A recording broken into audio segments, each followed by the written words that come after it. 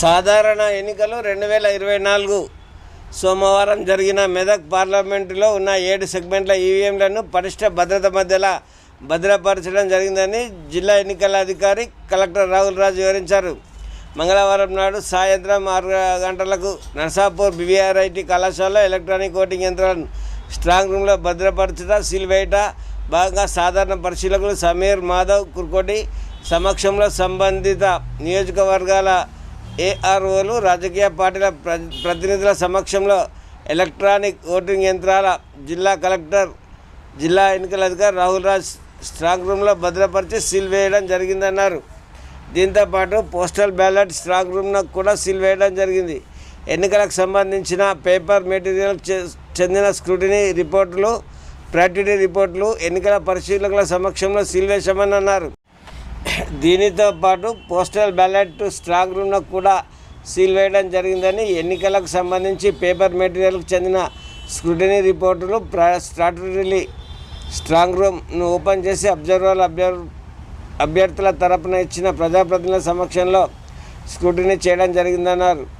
Medak parliament నియోజకవర్గంలోని ఆయా assembly సెగ్మెంట్లలో అతి తక్కువ పోలింగ్ జరిగిన పోలింగ్ కేంద్రాలు, ఈవీఎంల రిప్లేస్మెంట్ జరిగిన బూత్ల వంటి వాటిని స్క్రూటినీ చేసి పరిశీలించడం జరిగిందన్నారు.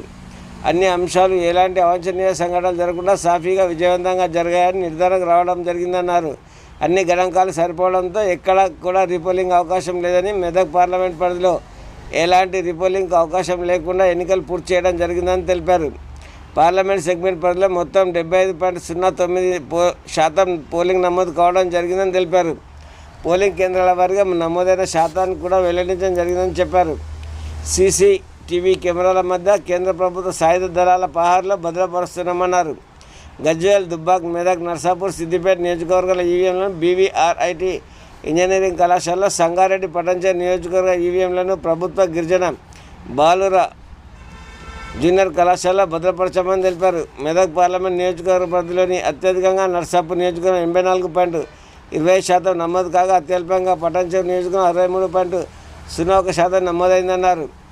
2019 పార్లమెంట్ నియోజకవర్గ ఎన్నికల కంటే ఇప్పుడు 2024లో దాదాపు 4% పైగా ఓటింగ్ పెరిగిందని కలెక్టర్ రాహుల్ రాజ్ హర్షం వ్యక్తం చేశారు.